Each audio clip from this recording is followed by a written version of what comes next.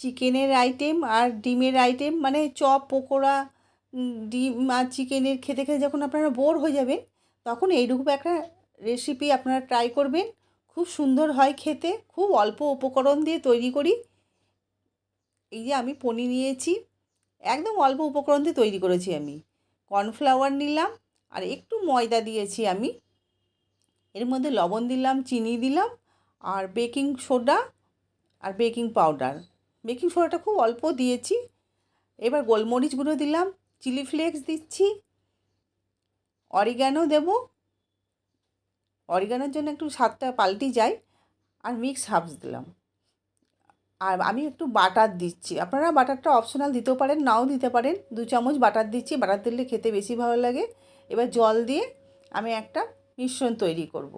নতুন বন্ধুদের উদ্দেশ্যে বলছি, যদি আপনারা আমার চ্যানেলটি ফেসবুক থেকে দেখেন তাহলে ফলো করবেন, আর ইউটিউব থেকে দেখলে আমার চ্যানেলটি সাবস্ক্রাইব এবং শেয়ার করে দিবেন, লাইক করবেন।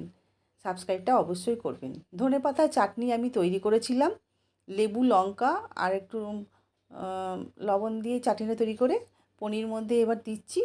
দিয়ে আর একটা পনির, স্লাইস পনির দিয়ে এইভাবে আমি সাজিয়ে নিলাম।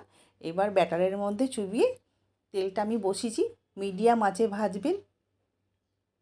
অপূর্ব হয় খেতে, নিরামিষ আইটেম তো।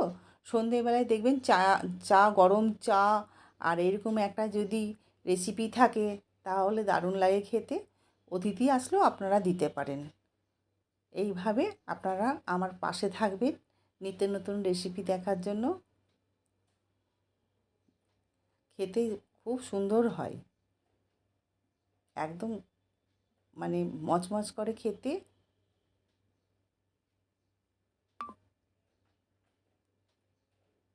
ফিরে আসছি নতুন কোনো রেসিপি নিয়ে, ততক্ষণের জন্য নমস্কার।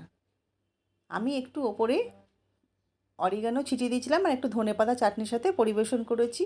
আপনারা এটা টমেটো সস দিয়েও খেতে পারেন। একবার তৈরি করে খেয়ে দেখুন, তারপর আপনারা আমাকে কমেন্ট করে জানাবেন। আমি একটা কেটে আপনাদেরকে দেখালাম, দেখুন।